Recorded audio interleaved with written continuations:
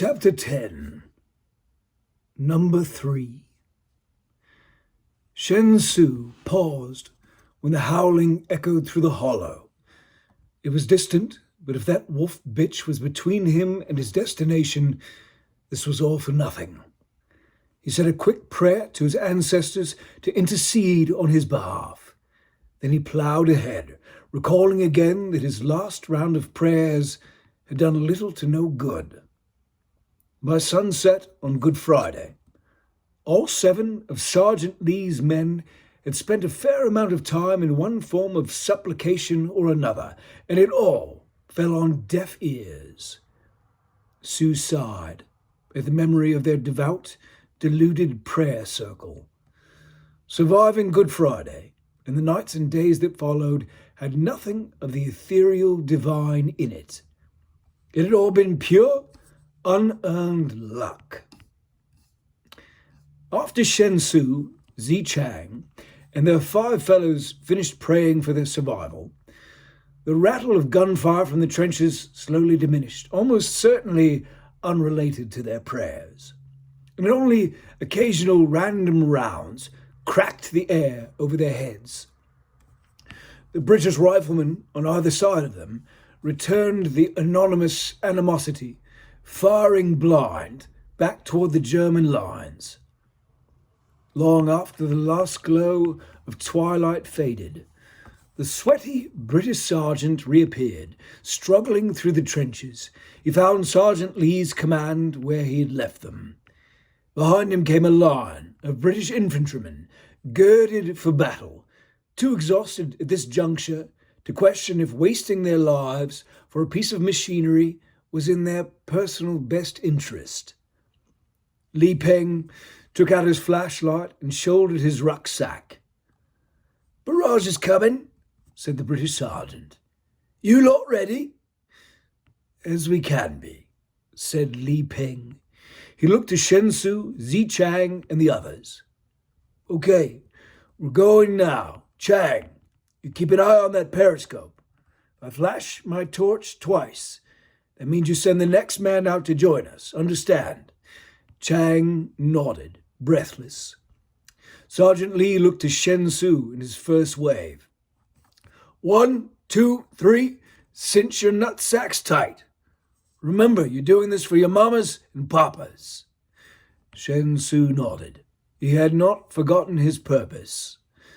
The British sergeant turned to his infantrymen. "You cunts! Once our shells start raining, we're going over the top. The Huns will be coming for our tank, and she's the property of King George. So while these chinks get her sorted, we'll be sorting out the fucking Bosch. Understood?" It was decidedly not the St. Crispin's Day speech, but Henry V would have been proud of the sentiment, nonetheless. On schedule, bombardment kicked off.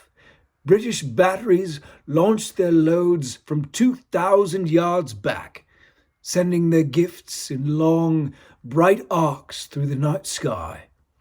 The molten orange balls of TNT hit in front of the German lines, sending shrapnel and fire spinning out, shredding the handful of Germans not conscientious enough to be hiding in their funk holes.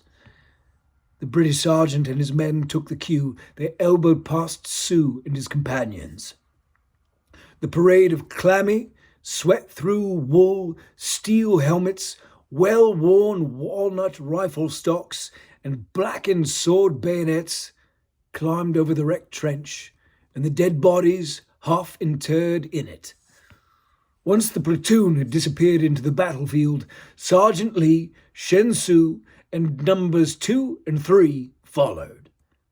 Chang raised the trench periscope and watched. At first, all he could see was the bright impact of the British shells striking barbed wire thickets less than 100 yards away. Chang was shocked at how close the Germans were. Then, from the German lines, a star shell launched. It exploded above the battlefield, and it was as if the coldest, whitest sun in the galaxy suddenly rose above them. Chang saw the British infantrymen in a scattered line, running bent over toward the rhomboid shape of a listless Mark II battle tank. Sergeant Lee, Shen Su, number 2 and number 3 were behind the infantry, nearly halfway there. When the British reached the tank, they continued past its hulk, forming a prone skirmish line between the derelict machine and the German trenches. As the British barrage began to die out, the German star shell faded too. All seemed to be going to plan. A moment passed in the dark. Chang's eyes adjusted to the gloom, and he thought he could see Sergeant Lee and Shen Su reach the tank. Then he heard a pop, and another star shell burst over the field, turning it again to false day, as if they lived on the smallest planet ever imagined, whose rotation turned day to night in a dizzying span of seconds. A moment later, the German rifleman opened fire. Chang saw the man behind Shen Su collapse in a heap of blue. Su grabbed him under the armpits and dragged him toward the cover of the tank. Chang's breath caught in his throat. As the star shell faded, he watched Sergeant Lee kneel next to the body. Then he looked back in Chang's direction and flashed a pair of bursts toward him. Chang looked at his comrades. Sergeant Lee says, "Send number 4. Number 4 was not impressed. He was also not happy that he had been named Bad Luck Number 4. But he knew that failing his family was not an option. Stoic, he climbed up onto the parapet. When the round hit his ribs, he tumbled back, crashing on top of Chang and numbers 5 and 6, knocking all 3 men to the muddy duckboards. Number 4 lay on top of Zi Chang for what seemed like a very long time. He felt the man's last gasps come choking in and rattling out as the warmth of blood saturated his chest and the cold, wet mud at the trench bottom soaked his back. Then number 4 let out one last effortless sigh and went still. Chang struggled out from under him and clawed up to his feet beside number 5, who was breathing in and out too quickly through his nose. Number 6 was nowhere to be seen. The sound of gunfire in the field and the explosion of another German star shell shocked Zi Chang back into the moment. He stumbled over number 4's corpse and leaned against the parapet. He held the periscope up to his eye, but to his great dismay, he saw that the little mirrors were now coated in mud and blood. Chang took a deep breath, knowing a German bullet was definitely going to turn him into fertilizer. Then he eased his head up over the battlement and looked toward the tank. No bullet found him. At the tank's rear end, Sergeant Lee had a look of consternation on his brow. He double-flashed the torch in Chang's direction again. Chang ducked back down. "Sergeant Lee wants you to come and join him." Number 5 nodded. He looked down at hands that were quivering. He turned and ran away through the trenches, leaving Zi Chang standing there, helpless and alone, with his useless periscope. Chang set the periscope down. He attempted to wipe some of the trench mud and number 4's gore off his pants, but was not terribly successful. It just made the mess more uniform in colour and composition. He looked down at poor number 4, glassy eyes reflecting the star shell. He looked in the direction that number 5 and apparently number 6 had gone, wistful. As the night faded back to blackness, Chang took a breath. Then before thought could stop him, he grabbed a handhold and pulled himself over the battlement, running through the muddy field toward the inert Mark II battle tank. All he heard was his breath and his building heartbeat thumping dully in his chest. He knew bullets were going by, not necessarily beaded on him, but the feel of them cutting the air around him was motivation to keep his legs and arms grinding. As he neared the tank, a star shell burst and Chang dove head first, sliding through the wet mud, coming to a rest at Sergeant Lee's feet. Sue and Sergeant Lee grabbed him and pulled him into the protective cover of the tank's fuselage. "What happened to 4, 5, and 6? Asked Sergeant Lee. Chang did not have the words to explain what happened to numbers 5 and 6. Bringing shame to their acts of cowardly self-preservation, which in truth was the only sane response to what Chang had asked of them, seemed like heaping insult onto injury. So his one-word response stuttered out. "Dead." Sergeant Lee nodded. "Okay, in we go." Li Peng led Chang around the left side of the tank. Each side had protruding sponsons, which held matching sets of gun turrets. A Hotchkiss machine gun barrel projected from the middle ball turret, and a 6-pound naval artillery gun pointed out the front. At the rear of the left sponson was an open door into the dark interior. Chang watched as number 3 backed out of the door, dragging a body along with him. Number 3 dropped the corpse on top of 5 others that rested casually in the mud.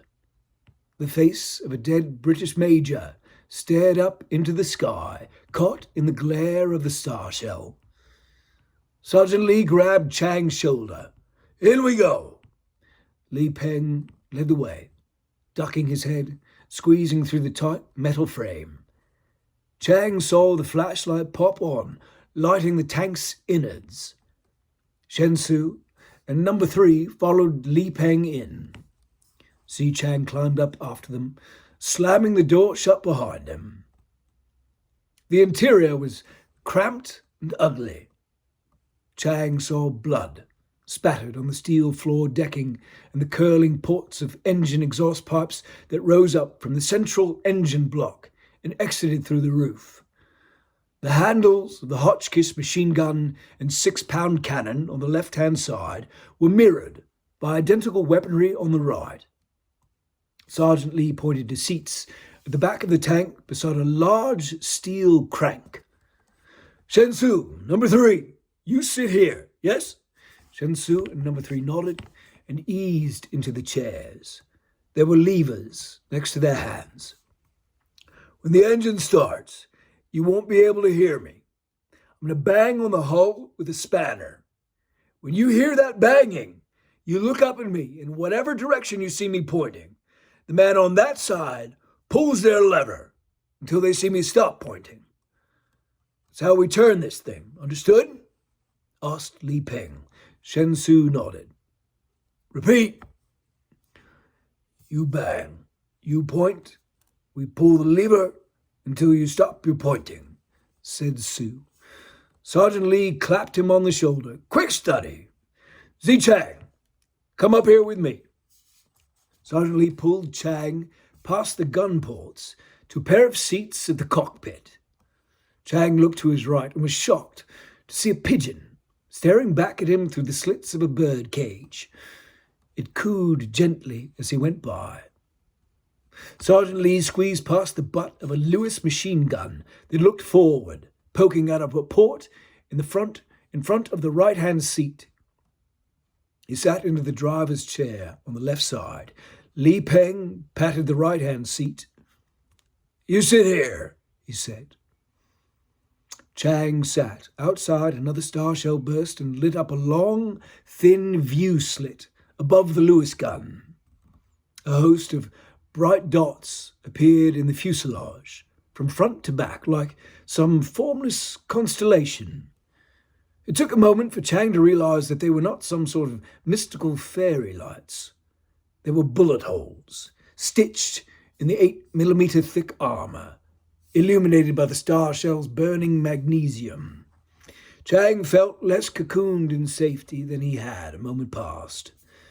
Sergeant Lee began diagnoses of the metal beast's injury. To the left of his own viewport, at eye level, was the gas tank. Its tubes ran down to the carburetors through thick rubber hoses. Sergeant Lee picked up a big wrench that was sitting between the two pilot chairs and rapped it firmly against the gas tank. It sounded back without an echo. The fuel tank was brimming. He checked the petcock that controlled the fuel, flipping it off and on. It twisted easily back to the on position. Sergeant Lee set the spanner aside and squeezed up out of his seat, following his flashlight through the tight interior to the engine. He checked the carburetors. From the outside they appeared fine. Then he found it.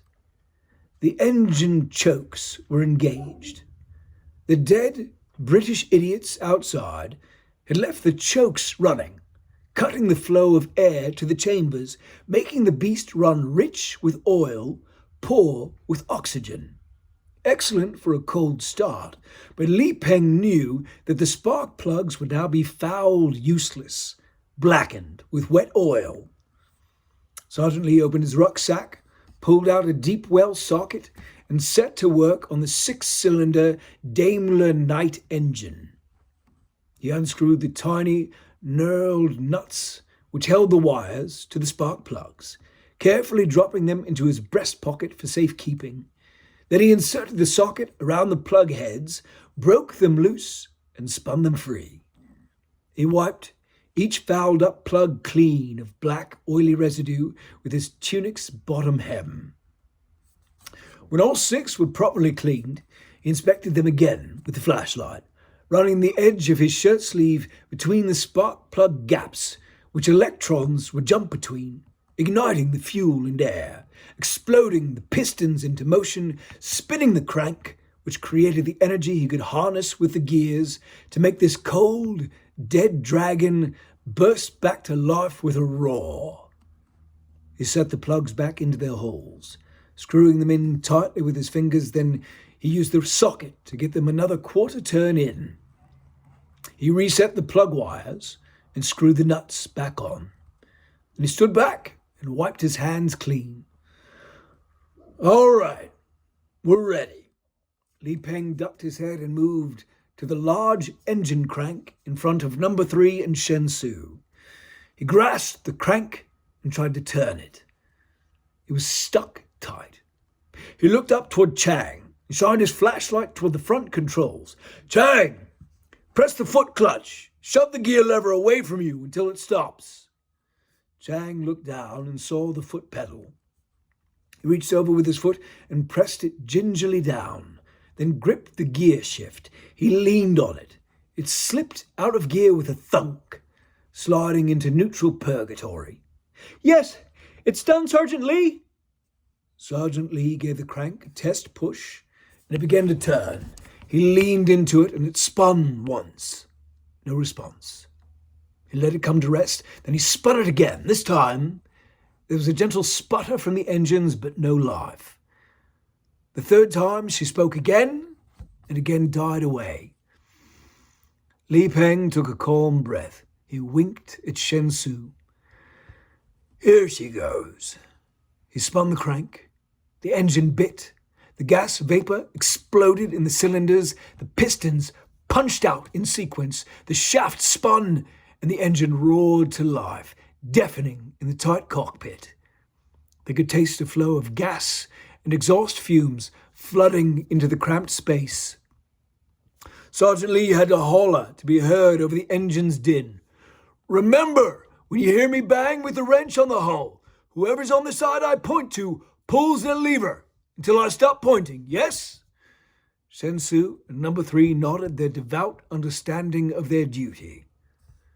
Sergeant Lee eased quickly back toward the nose of the tank, disengaging each engine choke lever as he went, not planning to repeat the last occupant's fatal error. He picked up his big wrench, sat into the cockpit beside Chang. He engaged the stiff clutch and pulled the gear shifter toward him. Metal ground on metal, then it seated into gear. Sergeant Lee released the clutch, and the mass of steel, guns, gas, and oil roared ahead with a jolt, metal treads dragging them forward. Sergeant Lee banged the hull with his wrench. From the dark and rear of the tank, Shensu looked up and saw Sergeant Lee silhouetted by the flashlight. He was stabbing his wrench to the right. Shensu grabbed his gear lever and yanked hard. The tracks on his side of the tank locked up, while the tracks on number 3's side kept spinning, turning the tank sharply. Shensu watched Sergeant Lee. When Li Peng's hand dropped, Su pushed his great gear lever back forward, grinding it into place as the tracks engaged. Again, the whole tank surged forward with a jolt that made Shen's teeth crack against each other. Over the deep roar of the Daimler engine, Su heard something else. A high-pitched ping as an armor-piercing German reverse round tore through the tank's steel plates inches from number 3's head. Number 3 cried out as shrapnel from the round sprayed him with tiny, hot shards of steel. He cried out again as a second round went straight through him.